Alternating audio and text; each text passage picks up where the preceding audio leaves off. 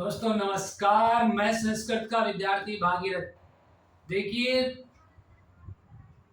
अपन संस्कृत में क्या पढ़ रहे थे? संधि पढ़ रहे थे।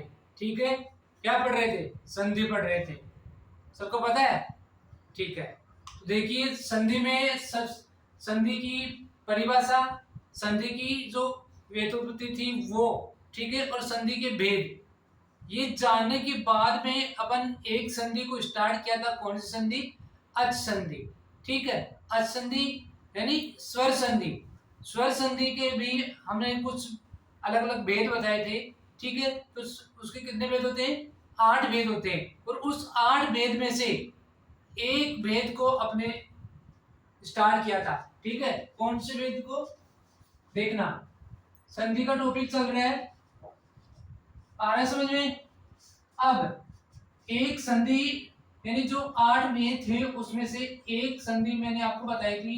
कौन सी? दीर्घ स्वर संधि।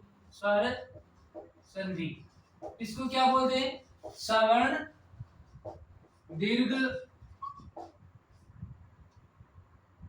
दीर्घ स्वर संधि। ठीक है, आ रहा है समझ में? तो देखिए, इसके कुछ मैंने आपको उदाहरण भी बताए थे। उससे पहले इसका जो बेसिक जो चीज आपको मैंने बताई थी उसके बारे में एक बार आपको फिर से जानना है। दीर्घ का मतलब क्या होता है? बड़ा होता है। यानी इसमें हमेशा क्या होगा? बड़ा होगा। आपको जहां पर भी बड़ा दिखाई दे रहा है देख, तो वहां पर कौन सी संधि होगी? दीर्घ संधि का पता चल जाएगा। ठीक है, ये अपने आप में क्या बड़ा है? तो देखिए, जहां पे क्या हो, दो स्वर आपस में मिले। क्या मिले? दो स्वर। कौन से? समान स्वर। ठीक है ना? दो क्या हो? समान स्वर आपस में मिले और उसके बाद में उसमें दोनों में क्या होता है? परिवर्तन होता है। ठीक है, तो वहां पे क्या होगी? दीर्घ स्वर संधि होगी। जैसे मान लो, एक मैंने आपको ये बताया था, जैसे मान लो दोनों, ये दोनों समान स्वर है। ठीक है, दोनों के स्थान पर क्या परिवर्तन होता है? आ होता है। ठीक है ना? ये मैंने आपको कब बताया था। उसके बाद में एक क्या होता है? इधर और इधर, तो भी क्या होगा? आ ही होगा। ये कंडीशन देख लेना एक बार, उसके बाद में समझ में आ जाएगा। ठीक है, उसके बाद में इधर आ और इधर ए, तो भी क्या होगा? आ ही होगा। ठीक है, और इधर आ और इधर भी आ, तो दोनों की स्थान पर क्या होगा? आ ही होगा। जैसे मैंने एक आपको संधि बताई थी, विद्यालय। ठीक है, विद्या प्लस आलय। आ रहा समझ में? इसका संधि विच्छेद क्या किया था? कैसे किया था? यहाँ पे आ, ठीक है ना, आ स्वर है, और आगे भी क्या होगा? आ स्वर है। आ रहा है समझ में? अरे समझ में आ रहा है या नहीं आ रहा? तो देखिए, अब क्या करेंगे? इन दोनों के स्थान पर क्या करेंगे? आ करेंगे। ठीक है, तो कैसे करेंगे? देखना, विद्या, ठीक है, ले, तो पीछे बच रहा है, उसको सेम वापस सेम लिख दो। तो ये इस तरह मैंने आपको बताया था। उसके बाद में देखिए आगे, जैसे मान लो ई और ये ई, तो दोनों के साथ तो कौन सी ई होगी? बड़ी ई। ठीक है, इधर छोटी ई होगी, इधर बड़ी होगी, तो यहाँ पर भी कौन सी होगी? बड़ी ई। इधर बड़ी और इधर छोटी, तो भी क्या होगी? बड़ी ई। और दोनों यदि बड़ी हो, ठीक है, तो भी क्या होगा? बड़ी ई होगी। आया समझ में? जैसे एक उदाहरण मैं आपके सामने बताता हूं। जैसे मान लो एक उदाहरण है मुनिंदर। ठीक है, क्या उदाहरण है? मुनिंदर।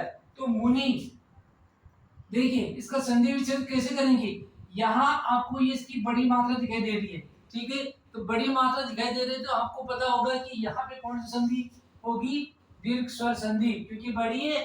ठीक है, तो ये समझना सबसे पहले। तो अब यहाँ पे सबसे पहले अपन क्या करेंगे? इसमें जो बड़ी ई है, ठीक है, इसको अपन क्या करेंगे? यहाँ से बाहर निकालेंगे, तब समझ में आ जाएगा। ठीक है, तो इस ई को अपने बाहर निकाल लिया। उसके बाद में देखिए इधर क्या बच रहा है? ये तो मुंह है ही। ठीक है, न में से ई बाहर निकल गई, तो न कैसे बच गया? अलग आधा वाला। ठीक है, आया समझ में? आगे ये जो न है और ये द्र है, यानी नद्र जो शब्द है वो सेम का सेम आपको लिखना है। आ रहा है समझ में? अब जो ई है वो कैसे बनी है वो आपको पता होना चाहिए। अब इसमें देखो कौन कौन सी कंडीशन होगी। या तो दोनों साइड में ई या ई होगी, ठीक है,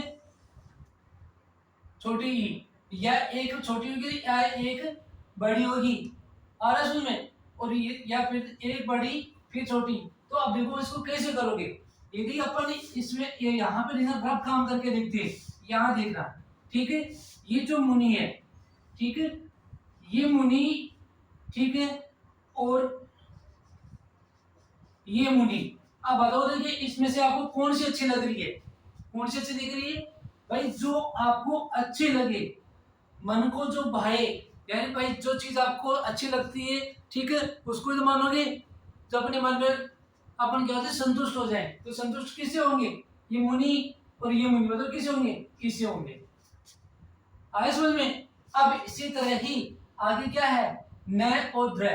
तो ये देखो आगे यहाँ पे देखिए, न के बाद में यदि अपन उससे पहले क्या जोड़ेंगे, ई जोड़ेंगे ना इनमें से, तो देखना एक तो होता है इंद्र, ठीक है, एक होता है इंद्र। अब बताओ इसमें से कौन सा सही होगा, अरे कौन सा सही होगा, समझ में आ रहा है, तो देखना ये सही हो जाएगा, ठीक है। तो इसी तरह अपन क्या कर सकते हैं, रफ काम करके पता कर सकते हैं कि इसके अंदर कौन सा आएगा। तो बताओ कौन सा आएगा, कि यहाँ छोटी आएगी और यहाँ पर भी छोटी, ठीक है, दोनों के स्थान पर क्या होगी, छोटी ई होगी, और यहाँ पर भी छोटी ई आएगी इस ई के स्थान पर, ठीक है। अब क्या करेंगे, इस एक ई को तो इधर की साइड में जोड़ देंगे और इधर वाले को इधर जोड़ देंगे। तो कैसे जोड़ेंगे देखना, ये मुंह सेम का सेम लिखना है, ये न है, न में ई की मात्रा जुड़ी तो क्या होगी, छोटी नी, मुनि, ठीक है, ये प्लस ये ई आगे जोड़नी है, तो ये ई और ये न इधर, ठीक है। तो इसका संधि विच्छेद क्या हुआ, मुनि प्लस इंद्र, ये इसका संधि विच्छेद हो गया।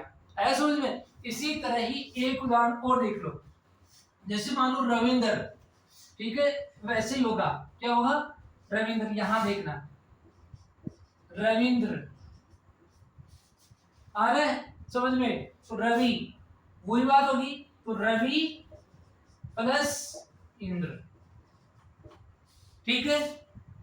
अरे समझ में आ रहा नहीं आ रहा, तो ऐसे आपको ये करना है। उसके बाद में एक उदाहरण देखो और देख लो, जैसे मान लो क्या लिखा हुआ है,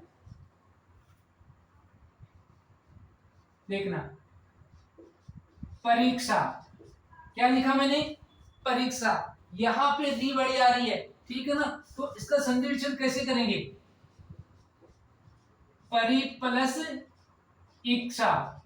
यहां पे आपको ध्यान देना है भाई, जो इच्छा शब्द है वहां पे हमेशा कौन सी बड़ी होगी, बड़ी ई होगी, ठीक है।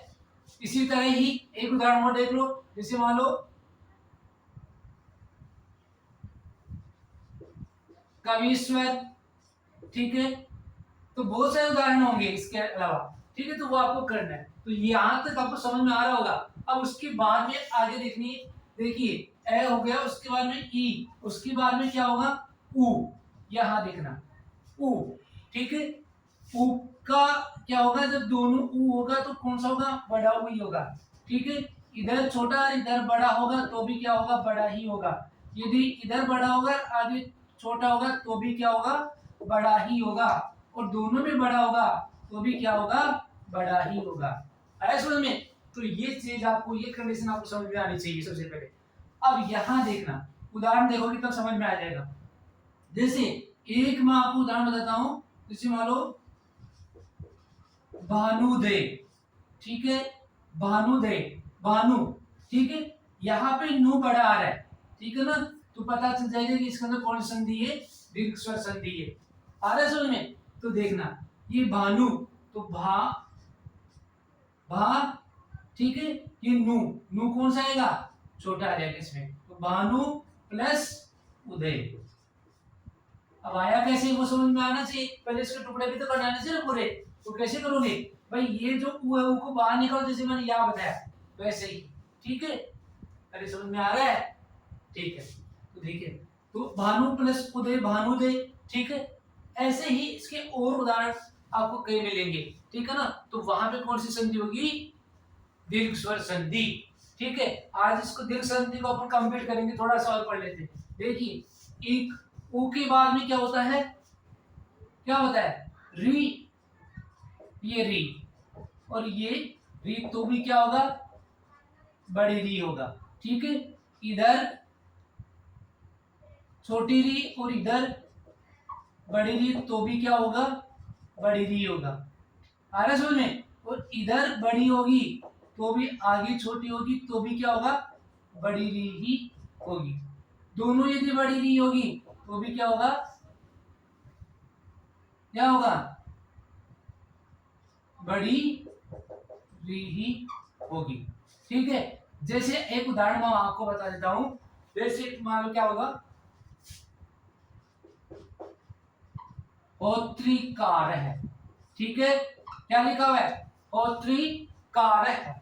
यहां इसको देखना, यानी ये इसका अपन संधि विच्छेद करेंगे तो कैसे करेंगे, होत्री प्लस री कार है। आ रहा है समझ में? तो ये इसका संधि विच्छेद होगा। अब वो भी कैसे होगा, जैसे मैंने आपको ऐसे बताया उसी तरह ही इसमें से क्या करना होगा, सबसे पहले यहां से इसको बाहर निकालेंगे। ठीक है, तो ये आपका हो जाएगा। उसके बाद में इसके अलावा और भी उदाहरण होंगे, और उसके बाद में किसका होगा, आगे आगे बचता है कौन सा, री बचता है। ठीक है ना, यानी री प्लस री तो क्या होगा, री ही होगा। यानी इसका क्या नहीं होगा भाई, द्रिग नहीं होगा, इसका बड़ा नहीं होगा, ऐसे नहीं बनता ये कभी भी। ठीक है, सॉरी देखना मुझे, देखो तो यानी इसको ऐसा नहीं होगा। ठीक है, हमेशा क्या होगा, इसका द्रि का द्रि ही रहेगा।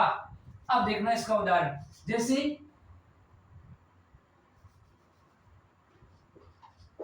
री प्लस री कार है।